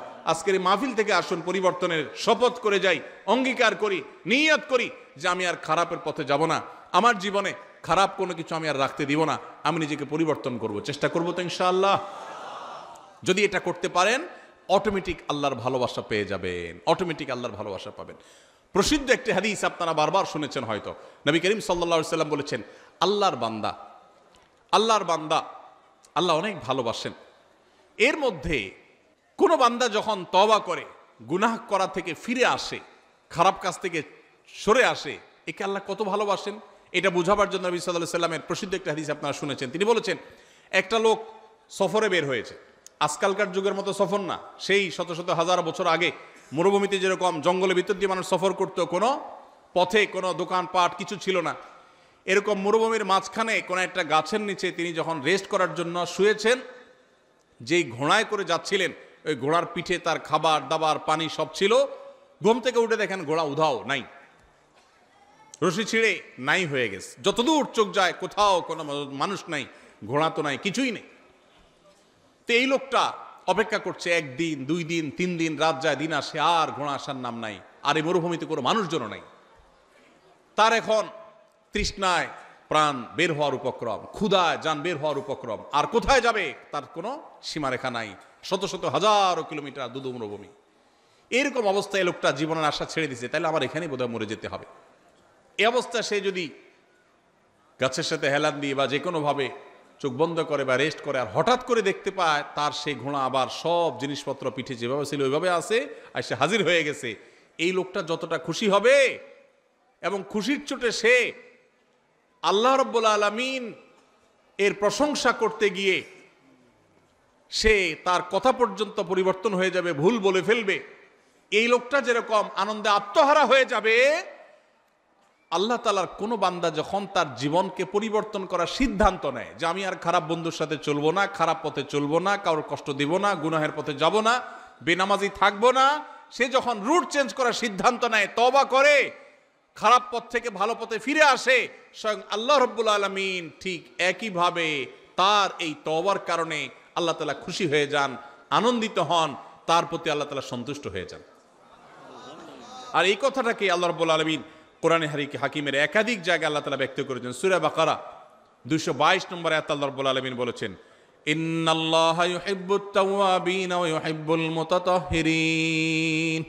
যারা তওবা করে, যারা জীবনকে পরিবর্তন করে, আল্লাহ তাদেরকে ভালোবাসে। এই জন্য ভাই জীবন পরিবর্তন করবো তো ইনশাআল্লাহ? শুধু ওয়াজ শুনবো না, পরিবর্তনও করবো ইনশাআল্লাহ? পরিবর্তন করবো তো ইনশাআল্লাহ? আল্লাহ আমাদের সবাইকে জীবনকে পরিবর্তন করার তৌফিক নসিব করুন। ভাইরা আমার, জীবন পরিবর্তন করার স্বাদ আছে, একটু করে দেখেন, অবর্ণনীয় স্বাদ আছে। গুনাহের স্বাদ বহু পেয়েছেন, গুনাহ ছাড়ারও স্বাদ আছে ভাই। মা বাবার অবাধ্য হয়েছেন, হঠাৎ করে আল্লাহর ভয়ে বিগলিত হয়ে যে আল্লাহর সামনে দাঁড়াতে হবে, শাস্তির মুখোমুখি হইতে হবে, এই জন্য মা বাবার কাছে যে করজোড় করে, বাবা মাফ করে দেন, আর অন্যায় করবো না, বহু অপরাধ করেছি, এর একটা স্বাদ আছে ভাই। শয়তান আমাদেরকে জীবন চেঞ্জ করতে দেয় না, কিন্তু আপনি জীবন চেঞ্জ করে দেখেন। আপনার রুট চেঞ্জ করে দেখেন, তওবা করে দেখেন, অসম্ভব রকমের তৃপ্তি পাবেন, ঈমানি স্বাদ পাবেন। আল্লাহ তাআলা আমাদের সবাইকে তওবাকারীদের কাতারে শামিল হওয়ার তৌফিক নসিব করুন। ভাইরা আমার, ঠিক একইভাবে সূরা তওবার 108 নম্বর আয়াতেও আল্লাহ রাব্বুল আলামিন যাদেরকে ভালোবাসেন তাদের কথা বলেছেন। তাহলে এই আয়াত থেকে সূরা তওবা, সূরা বাকারার 222 নম্বর আয়াত থেকে আমরা জানলাম আল্লাহ তাআলা তওবাকারীকে ভালোবাসেন। এই জন্য তওবা করবো তো ইনশাআল্লাহ।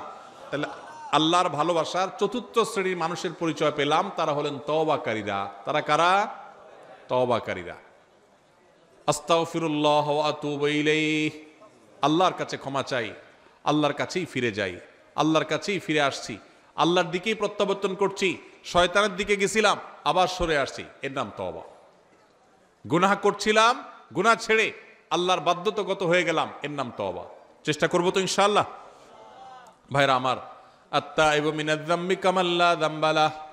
যুবক ভাইরা আমার, জীবনে অনেক অপরাধ হয়ে গেছে, মোবাইলে অনেক হারাম জিনিস দেখেছেন, অনেক অপকর্ম করে ফেলেছেন, অনেক গুনাহ হয়ে গেছে, অনেক অন্যায় হয়ে গেছে। সুসংবাদ হলো, যদি তওবা করার ডিসিশন নেন, সিদ্ধান্ত নেন যে না আমি জীবনকে পরিবর্তন করব, আল্লাহ রাব্বুল আলামিন এত দয়ালু, এত মায়ালু, এত আরহামুর রাহিমিন যে বান্দা যদি তওবা করার সিদ্ধান্ত গ্রহণ করে, আপনার আমার মালিকের ঘোষণা আছে। নবী সাল্লাল্লাহু আলাইহি ওয়াসাল্লাম বলেছেন, আত্তাইবু মিনাজ যামবি কামান লা যামবা লাহ।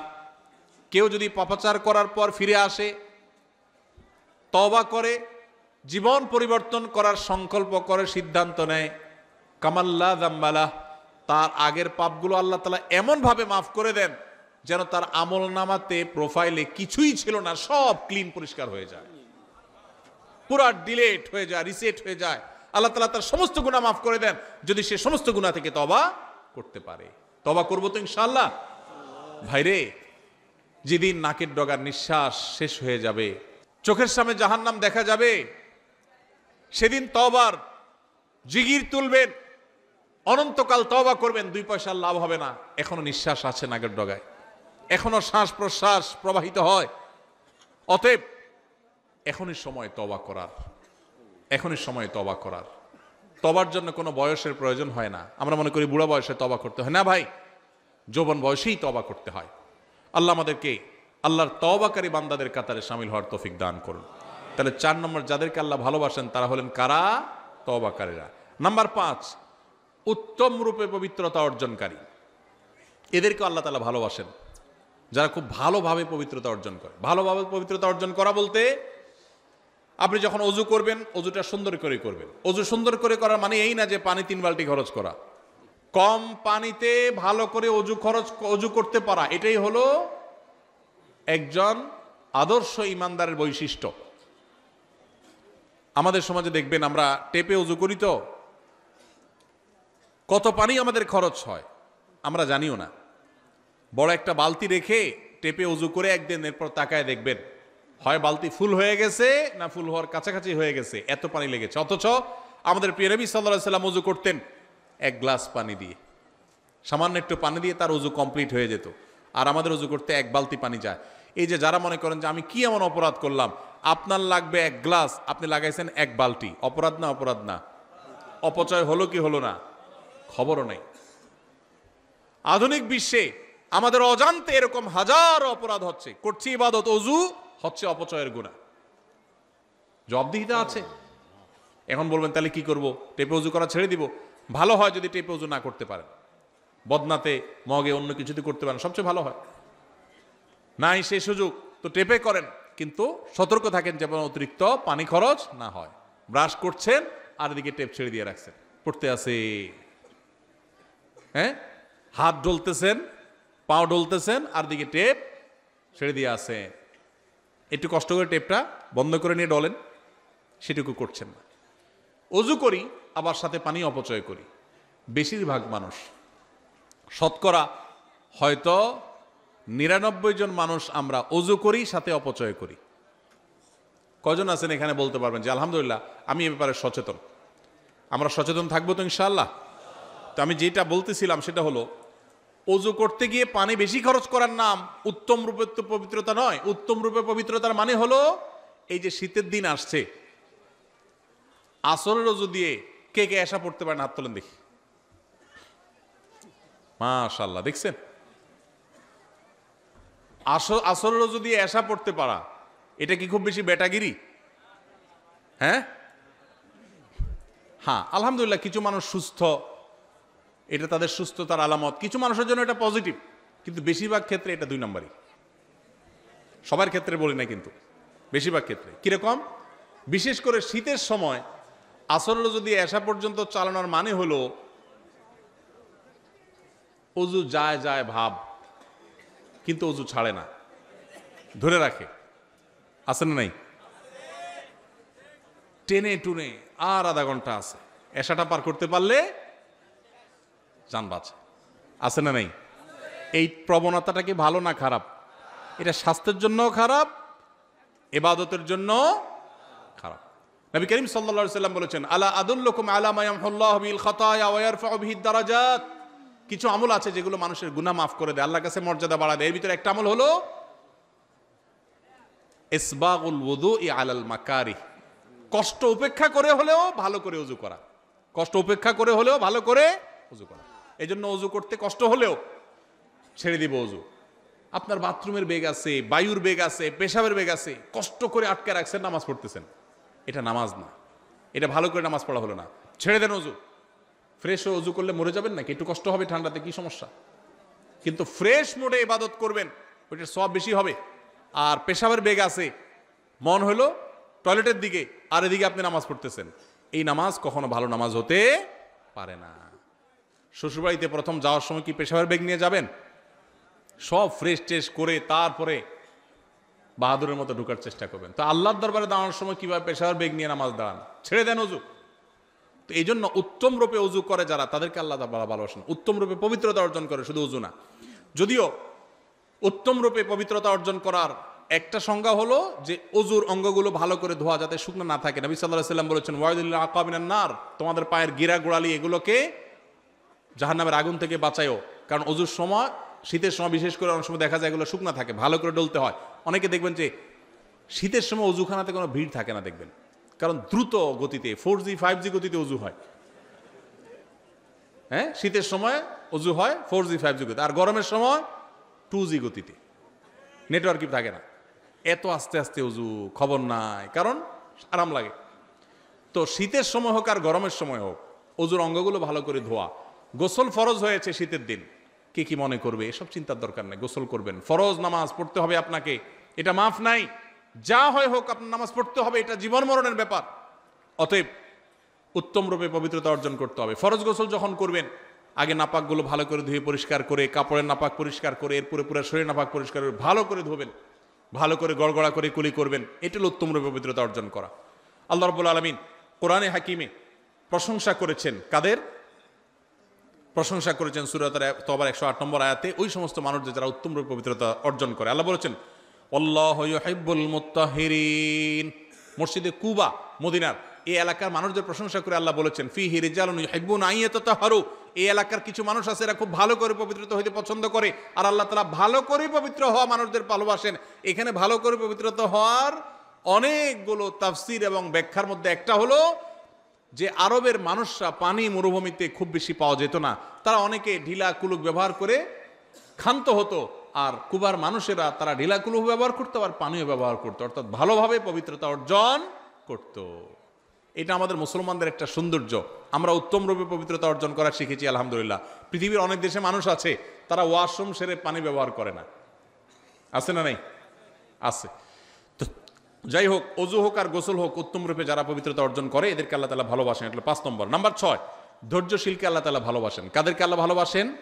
ধৈর্যশীলদেরকে আল্লাহ তাআলা ভালোবাসেন। আল্লাহ রাব্বুল আলামিন কোরআনে হাকিমে ধৈর্যশীলদের ভালোবাসার সম্পর্কে বলেছেন সূরা আলে ইমরানের 146 নম্বর আয়াতে, ওয়াল্লাহু ইউহিব্বুস সাবিরিন। আল্লাহ তাআলা ধৈর্যশীলদেরকে ভালোবাসেন। ধৈর্য ধরা কি সহজ কাজ না কঠিন কাজ? বড় কঠিন কাজ। সুবহানাল্লাহ, আলহামদুলিল্লাহ বলা সহজ, কোরআন তেলাওয়াত পড়াও, এমনকি দান সদকা করো, ধৈর্য ধরাটা, চান্দি যখন গরম হয়ে যায়, মাথা যখন রক্ত উঠে যায়, তারপরও ঠান্ডা মাথায় পরিস্থিতি সামাল দেওয়া, এর নাম সবর। এর নাম কি? সবর।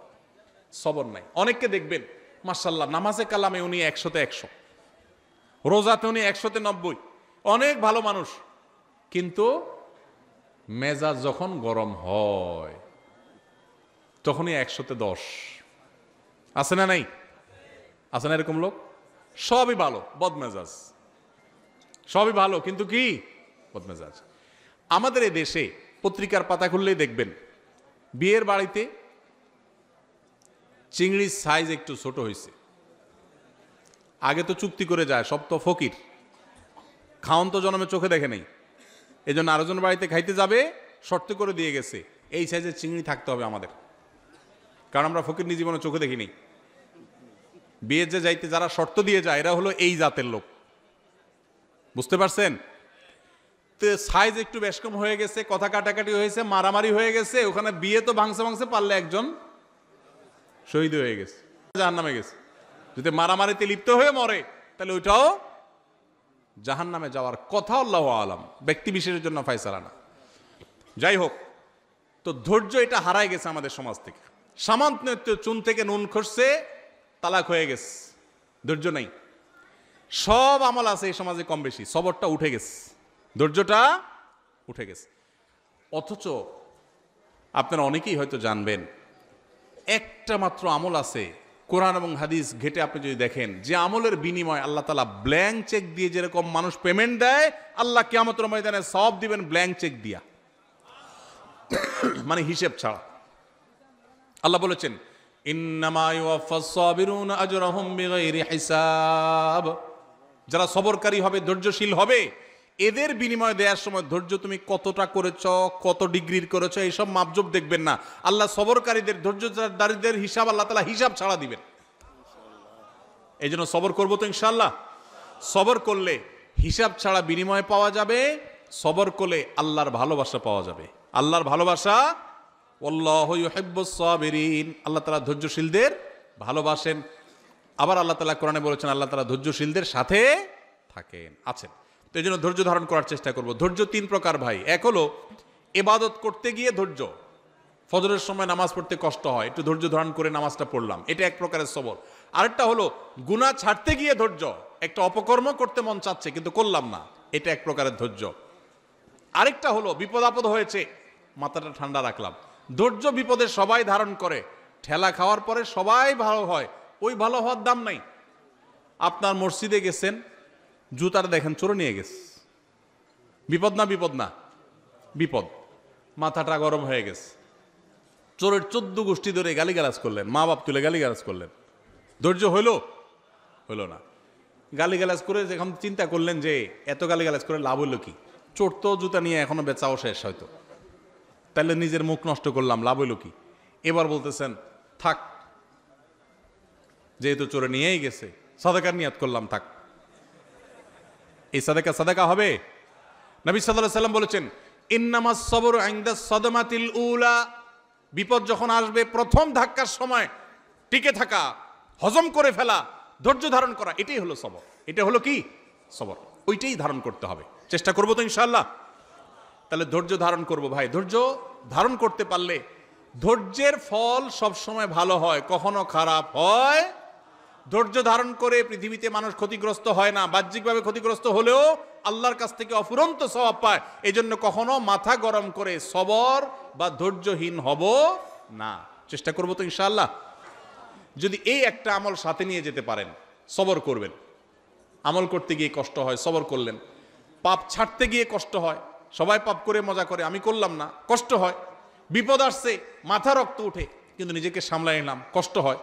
এই কষ্টগুলো যদি হজম করতে পারেন তো মনে রাখবেন ধৈর্যশীলদের জন্যই আল্লাহ তাআলা জান্নাত দান করবেন। আস-সাবরু জাযাউহু আল জান্নাহ, সবরের বিনিময়ে আল্লাহ তাআলা জান্নাত দিবেন। আল্লাহ আমাদের সবাইকে সবরকারীদের কাতারে শামিল হওয়ার তৌফিক নসিব করুন। সবাই চেষ্টা করবো তো ইনশাআল্লাহ। সবর আসার জন্য সবরকারী মানুষদের দেখবেন, কিছু মানুষ দেখবেন চরম পরিস্থিতিতেও মাথা ঠান্ডা রাখতে পারে, এই মানুষের সাথে সাথে থাকবেন, তার সোহবতে যাবেন, তার সান্নিধ্যে সংস্রবে যাবেন, এর সোহবত থেকে আপনার ভিতরে এই গুণটা আসবে ইনশাআল্লাহ। তাহলে 6 নম্বর হলো যাদেরকে আল্লাহ ভালোবাসেন তারা হলেন ধৈর্যশীল সবরকারী। 7 নম্বর হলেন যারা আল্লাহর প্রতি ভরসা রাখেন, যারা আল্লাহর প্রতি ভরসা রাখেন। আল্লাহ রাব্বুল আলামিন বলেছেন ফাবিমা রাহমাতিম মিনাল্লাহি লিনতা লাহুম, হে রাসূল আল্লাহর অনুগ্রহে আপনি কোমল হয়েছেন, আপনি নরম দিলের হয়েছেন। ওয়ালাউ কুনতা ফাদদান গালিদাল কলবি লানফাদ্দু মিন হাওলিক, যদি আপনি শক্ত হৃদয়ের হতেন কঠোর স্বভাবের হতেন, তাহলে মানুষ আপনার পাশে থাকতো না। নবীজির কথা আল্লাহ তাআলা বলছেন, আমাদের নবীজি খুব নরম ছিলেন, কোমল ছিলেন, রূঢ় স্বভাবের ছিলেন না। যদি রূঢ় স্বভাবের হতেন তাহলে তার পাশে পৃথিবীর কেউ থাকতো না, গোটা বিশ্ব তার কাছে এসে গেছে তার কোমলতার কারণে। এরপর আল্লাহ তাআলা বলেছেন, ফাফু আনহুম ওয়াস্তাগফির লাহুম ওয়াশাবিরহুম ফিল আমর। অতএব হে রাসূল, আপনি যে সাহাবী সহচরদের মধ্যে থাকেন, আপনার সাথে থাকা লোকদের, তাদেরকে আপনি ভুল হলে মাফ করেন, তাদের জন্য আল্লাহর কাছে ক্ষমা চান এবং তাদের কাছে পরামর্শ করেন। ফাইদা আযামতা, পরামর্শ করে যদি কোনো সিদ্ধান্ত গ্রহণ করেন, ফাতাওয়াক্কাল আলাল্লাহ, তাহলে আল্লাহর উপর এরপরে ভরসা করবেন। কেন? কারণ ইন্নাল্লাহা ইউহিব্বুল মুতাওয়াক্কিলিন, আল্লাহ তাআলা আল্লাহর উপরে ভরসাকারী তাওয়াক্কুলকারীদেরকে ভালোবাসেন। সূরা আলে ইমরান 159 নম্বর এই আয়াতে আমরা আল্লাহর ভালোবাসার মানুষদের সপ্তম প্রকারের সাথেও পরিচিত হলাম। তারা হলেন আল্লাহর প্রতি যারা তাওয়াক্কুল রাখে। কি রাখে ভাই? আল্লাহর প্রতি ভরসা রাখে। আল্লাহর প্রতি কি রাখে? ভরসা রাখে। আল্লাহর ভরসার মানে তো বুঝি আমরা না, কি? যেই কোনো কাজ করার মালিক একমাত্র কে? অতএব আমি শত চেষ্টা করব, আমার মামু খালু আছে, হাই হ্যালো আছে, যাই থাকুক, কিন্তু আমার ভরসা থাকতে হবে কার উপরে? যে হবে সেটাই যেটা আল্লাহ ফয়সালা করেন। আল্লাহ ফয়সালা না করলে বহু মামু খালু থেকে কিছু হবে। আবার একইভাবে আমার জীবনে যত বিপদ আসুক, আমি বাহ্যিকভাবে দেখছি যে আমার চোখে ধোঁয়া ছাড়া কিছু নেই, আমার দেয়ালে পিঠ ঠেকে গেছে, তারপরও আমার ভরসা থাকবে কার উপরে? আল্লাহর উপরে। আল্লাহর উপরে ভরসা থাকবে যে আল্লাহ আমাকে দেখবেন। হাসবি আল্লাহ, যে কোনো বিপদে পড়বেন হাসবি আল্লাহ, মানে আল্লাহ আমার জন্য যথেষ্ট। এটা তাওয়াক্কুলের আলামত। উহুদ যুদ্ধের পর মুসলমানদেরকে যখন নানান ভয় দেখিয়ে সন্ত্রস্ত করার চেষ্টা করা হয়েছে, যে বদর যুদ্ধে উহুদ যুদ্ধে যেখানে মুসলমানরা নানাভাবে জর্জরিত, এরপরে আবার কাফেররা আবার সবাই একসাথে আসছে, এই কথা বলে তাদেরকে ভয় দেখানো হলো, তখন মুসলমানরা বলেছিলেন হাসবুনাল্লাহ, আল্লাহ আমাদের জন্য কি যথেষ্ট। একই কথা ইব্রাহিম আলাইহিস সালামও বলেছিলেন, যখন অগ্নিকুণ্ডে তাকে নিক্ষেপ করা হয়, তিনি বলেছিলেন আল্লাহ আমার জন্য যথেষ্ট। এই জন্য কেউ যদি কোনো বিপদে কোনো আপদে আল্লাহর প্রতি ভরসা রেখে বলে আল্লাহ আমার জন্য যথেষ্ট, সত্যি সত্যি আল্লাহ তার জন্য যথেষ্ট হয়ে যায়। এই জন্য ভাই, আমরা সবাই আমাদের জীবনে যে কোনো কিছু, আপনি পরীক্ষা দিলাম, ভালো মন্দ যাই হলো, আল্লাহর উপর ভরসা রাখবো। এটা বিপদ আসছে, আমি ভেঙে পড়বো না, আমি আল্লাহর উপর ভরসা রাখবো। ইমানদার সবসময় কার উপরে ভরসা রাখবে? অসুখ হয়েছে, ওষুধ আমি সেবন করব, কিন্তু ভরসা হবে কার উপরে? আল্লাহর উপরে। বিপদ আপদ হয়েছে, 2-4-5 জনের কাছে গেছি, ভালো কথা, কিন্তু ভরসা হবে কার উপরে? আল্লাহর প্রতি। আল্লাহর প্রতি ভরসা, পদে পদে, পায়ে পায়ে। আজ বস্তুবাদের জোয়ারের জয় জয়কারের এই পৃথিবীতে মানুষ আল্লাহর উপরে ভরসা ভুলে গেছে ভাই। এখন আল্লাহর উপরে ভরসা নাই, অসুখ হলে ওষুধের কথা আগে মনে পড়ে, আল্লাহর কথা মনে পড়ে না। এটা ঈমান দুর্বল হওয়ার লক্ষণ, আলামত খারাপ। এই জন্য বেশি বেশি করে আল্লাহর কথা স্মরণ করা, বিপদ আপদে আল্লাহকে স্মরণ করার চেষ্টা করা।